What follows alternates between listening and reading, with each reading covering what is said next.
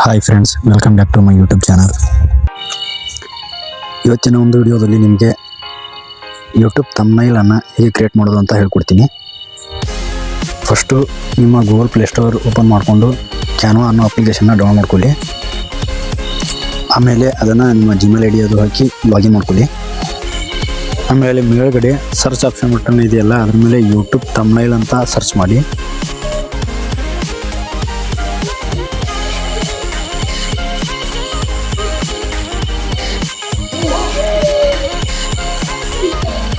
ಆಮೇಲೆ create a blank you ಅಂತ ಇದೆಯಲ್ಲ, ಅದ್ರ ಮೇಲೆ ಕ್ಲಿಕ್ ಮಾಡಿ.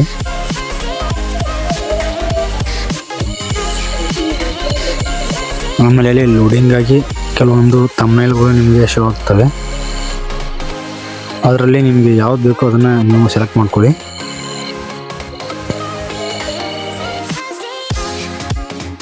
ಸೆಲೆಕ್ಟ್ ಮಾಡ್ಕೊಂಡಾದ್ಮೇಲೆ ಅದೊಂದು ಪೋಸ್ಟರ್ ಶೋ ಆಗುತ್ತೆ. ಆ ಪೋಸ್ಟಲ್ಲಿ ಶೋ ಆಗ್ತಿರೋ ಅಲ್ಲಿ ಇನ್ನಿದೆಯಲ್ಲ ಎಲ್ಲವೂ ಕೂಡ ನೀವು ರಿಪ್ಲೇಸ್ ಮಾಡ್ಕೋಬೋದು.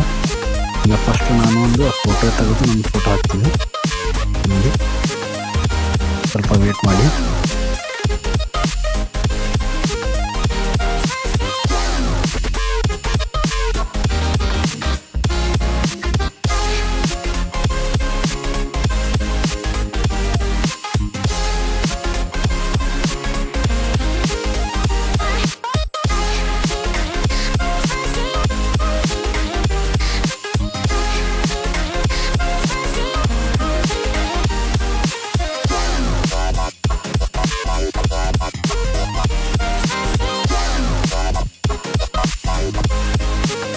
ಒಂದು ಫೋಟೋನ ಯಾವುದಾದ್ರೂ ಒಂದು ಫೋಟೋನ ಸೆಲೆಕ್ಟ್ ಮಾಡ್ಕೊಳ್ಳಿ.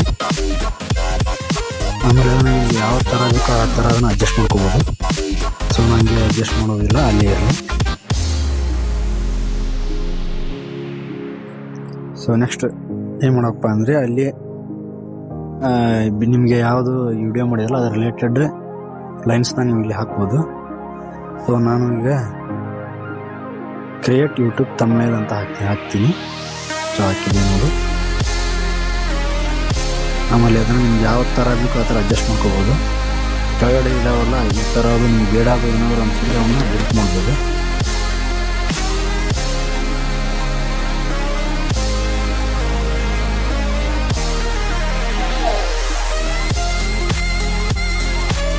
ಆಮೇಲೆ ಅದನ್ನು ನಿಮಗೆ ಯಾವ ಥರ ಬೇಕೋ ಆ ಥರ ಅಡ್ಜಸ್ಟ್ ಮಾಡ್ಕೊಳ್ಳಿ.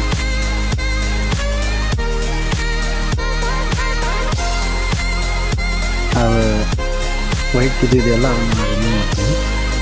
ಸೊ ಅದು ನಿಮಗೆ ಯೂಸ್ ಇಲ್ಲ, ಸೊ ಬೇಡ. ಆಮೇಲೆ ಈ ಥರ ಇಲ್ಲಿ ಅಡ್ಜಸ್ಟ್ ಮಾಡ್ತೀನಿ, ಕ್ರಿಯೇಟ್ ಯೂಟ್ಯೂಬ್ ಥಂಬ್ನೈಲ್ ಅಂತ. ಆಮೇಲೆ ಈ ಕೆಳಗಡೆ ಇರೋದನ್ನು ನಾನು ಶಾರ್ಟ್ನ ಡಿಲೀಟ್ ಮಾಡ್ತೀನಿ. ನೆಕ್ಸ್ಟ್ ಸರ್ಚ್ ಮಾಡಿ ಇನ್ನೊಂದು ಲೈನ್ ಹಾಕ್ತೀನಿ, ಇನ್ ಕನ್ನಡ ಅಂತ.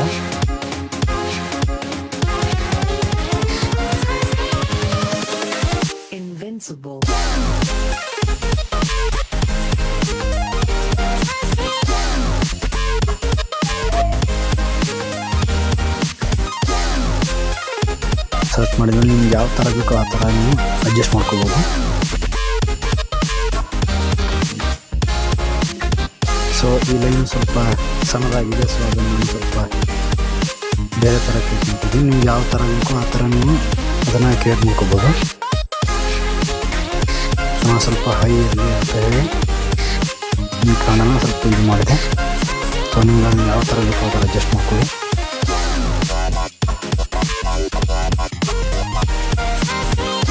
ಓಕೆ ಫ್ರೆಂಡ್ಸ್, ಇವಾಗ ನೋಡಿದ್ರಲ್ಲ ಎಷ್ಟು ಈಸಿ ಇದೆ ಯೂಟ್ಯೂಬ್ ಥಂಬ್ನೈಲ್ನ ಕ್ರಿಯೇಟ್ ಮಾಡೋದು. ನಿಮಗೂ ಏನಾದರೂ ವಿಡಿಯೋ ಇಷ್ಟ ಆಗಿದ್ದರೆ ಪ್ಲೀಸ್ ನನ್ನ ಚಾನಲ್ನ ಸಬ್ಸ್ಕ್ರೈಬ್ ಮಾಡೋದನ್ನು ಮರೆಯಬೇಡಿ. ಧನ್ಯವಾದಗಳು. ಹಾಗೆ ಇದು ಮಾಡಿದ ಮೇಲೆ ಅಲ್ಲಿ ಕೆಳಗಡೆ ಮೇಲ್ಗಡೆ ಡೌನ್ಲೋಡ್ ಆಪ್ಷನ್ ಇದೆಯಲ್ಲ, ಅದ್ರ ಮೇಲೆ ಕ್ಲಿಕ್ ಮಾಡಿ ಅದನ್ನು ನೀವು ಡೌನ್ಲೋಡ್ ಮಾಡಿಕೊಂಡು ನಿಮ್ಮ ವಿಡಿಯೋದಲ್ಲಿ ನೀವು ಅದನ್ನು ಆ್ಯಡ್ ಮಾಡ್ಕೊಳ್ಳಿ. ಸೊ ಓಕೆ ಫ್ರೆಂಡ್ಸ್, ಬಾಯ್.